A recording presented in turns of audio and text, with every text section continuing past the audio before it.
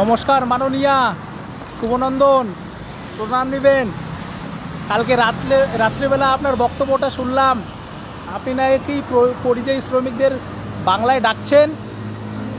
তো আমি বর্তমানে রাজস্থানের রাজধানী জয়পুর থেকে বলছি, একদম ঠিক বিধানসভার সামনে থেকে, ঠিক আছে।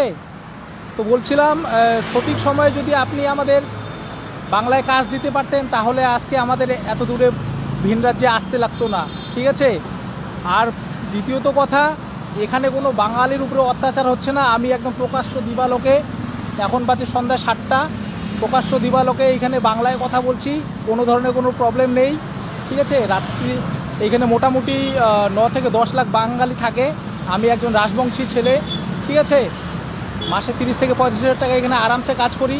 আপনার কাছে একটা প্রশ্ন থাকলো, বাড়িতে যে আমাদের ডাকছেন মানে বাংলায়, ওখানে গেলে আমাদের কয় টাকার কাজ দিবেন এটা একটু জানাবেন মাননীয়া, ঠিক আছে। শুভনন্দন।